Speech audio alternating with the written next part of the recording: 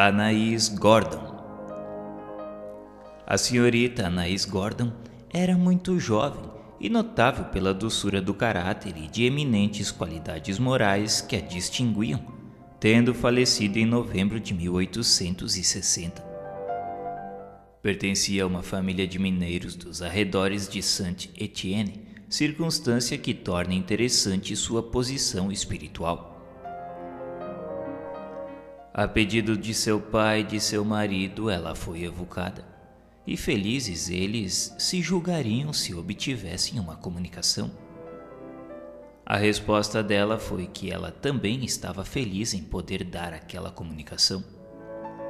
A pergunta que se seguiu foi: por que tão cedo vos furtastes aos carinhos da família? Ela respondeu: porque terminou as provas terrenas. Pediu então se ela podia ver algumas vezes os seus parentes. Sim, ela estava sempre ao lado deles. E era feliz como espírito? Sim, sou feliz. Amo e espero. Os céus não me infundem temor, e cheio de confiança aguardo que asas brancas me alcem até eles. E o que entendeis por asas brancas?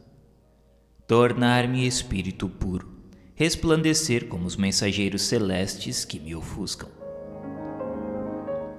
Nota: as asas dos anjos, arcanjos, serafins, que não passam de espíritos puros, são evidentemente apenas um atributo pelos homens imaginado para dar ideia da rapidez com que se transportam, visto como a sua natureza etérea os dispensa de qualquer amparo para fender os espaços. Contudo, eles podem aparecer aos homens com tal acessório para lhes corresponderem ao pensamento, assim como os espíritos se revestem da aparência terrestre a fim de se fazerem cognoscíveis. Podem os vossos parentes fazer algo em vosso favor? Podem, caros irmãos, não mais me entristecendo com as suas lamentações, pois sabem que não estou perdida de todo para eles. Desejo que a recordação de meu ser lhes seja suave e doce. Passei qual flor sobre a terra, e nada de pesaroso deve subsistir dessa passagem. Em vista do grau de maturidade do espírito, perguntou-se: como pode ser tão poética a vossa linguagem e tão pouco em harmonia com a posição que tivestes na terra? É que a minha alma é quem fala. Sim, eu tinha conhecimentos adquiridos, e Deus permite muitas vezes que espíritos delicados encarnem entre os homens mais rústicos para fazer-lhes pressentir as delicadezas ao seu alcance que compreenderão mais tarde.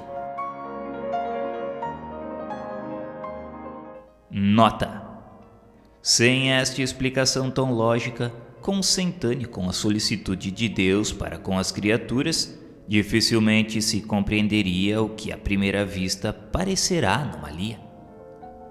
De fato, que pode haver de mais belo, poético e gracioso que a linguagem desta jovem educada entre rudes operários?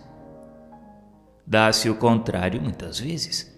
Espíritos inferiores encarnam entre os mais adiantados homens, porém com o fito oposto.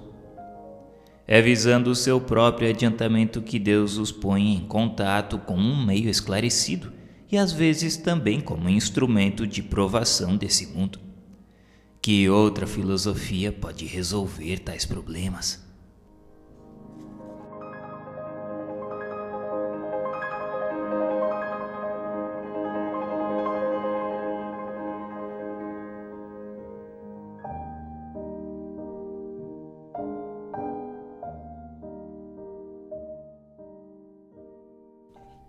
Maurice Gontran. Maurice Gontran era filho único e faleceu aos 18 anos de uma afecção pulmonar. Inteligência rara, razão precoce, grande amor ao estudo, caráter doce, terno e simpático, possuía todas as qualidades que fazem prever brilhante futuro. Com grande êxito, terminara muito cedo os primeiros estudos, matriculando-se em seguida na Escola Politécnica. A sua morte acarretou aos parentes uma dessas dores que deixam traços profundos e muitíssimo dolorosos, pois que, tendo sido sempre de natureza delicada, lhe atribuíam o fim prematuro ao trabalho de estudos a que o instigaram. Exprobrando-se então diziam: de que lhe serve agora tudo o que aprendeu? Melhor fora ficasse ignorante, pois a ciência não lhe era necessária para viver, e assim estaria sem dúvida entre nós, seria o consolo da nossa velhice. Mas se o conhecessem o Espiritismo, raciocinariam de outra forma, nele encontrando contudo a verdadeira consolação. O ditado seguinte foi dado pelo rapaz a um dos seus amigos meses após a sua morte.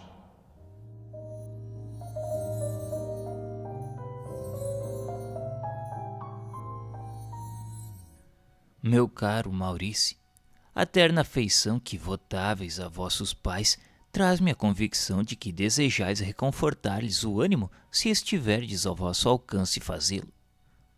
O pesar, direi mesmo desespero que o vosso passamento lhes trouxe, altera-lhes visivelmente a saúde, levando-os a desgostarem-se da vida. Por isso algumas palavras de consolo poderão certamente fazer renascer-lhes a esperança. Meu amigo, esperava com impaciência esta ocasião que ora me facultais de comunicar-me. A dor de meus pais aflige-me, porém ela se acalmará quando tiverem a certeza de que não estou perdido para eles. Aproximai-vos deles a fim de os convencerem desta verdade, o que certamente conseguireis. Era preciso este acontecimento para insinuar-lhes uma crença que lhes trará felicidade, impedindo-os de murmurar contra os decretos da providência. Sabeis que meu pai era muito cético a respeito da vida futura.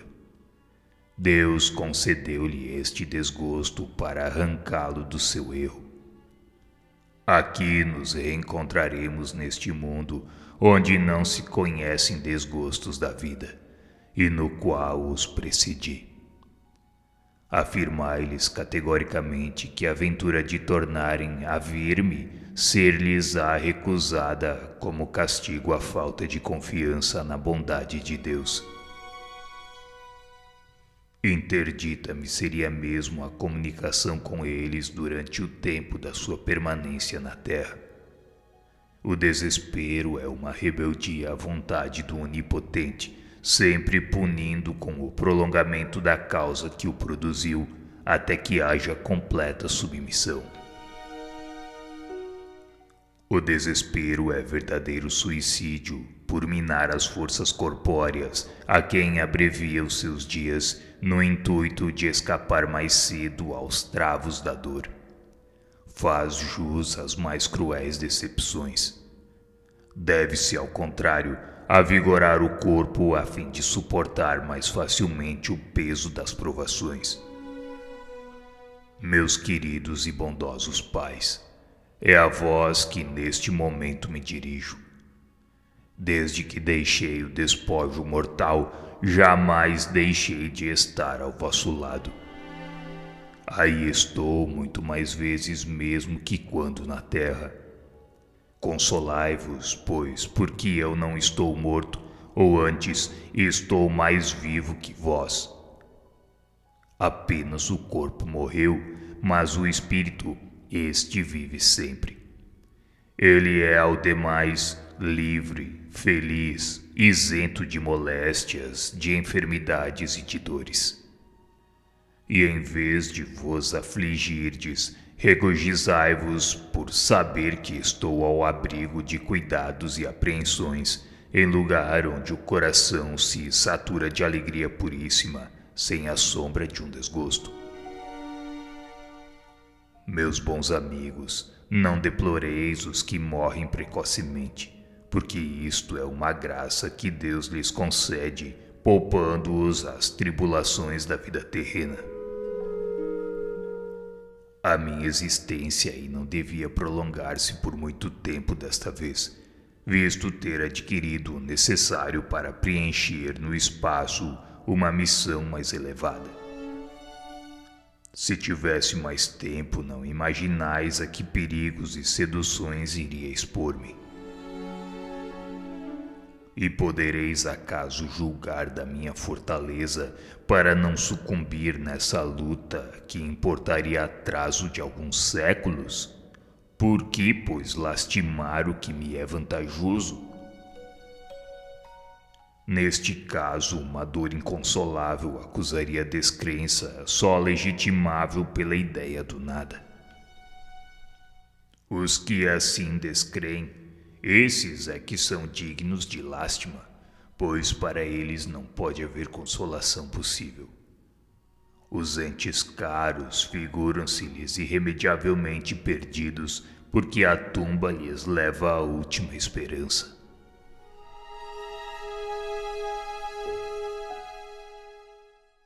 Diga-nos então, a vossa morte foi dolorosa? Não, meu amigo. Apenas sofri antes da morte os efeitos da moléstia. Porém, esse sofrimento diminuía à proporção que o último instante se aproximava.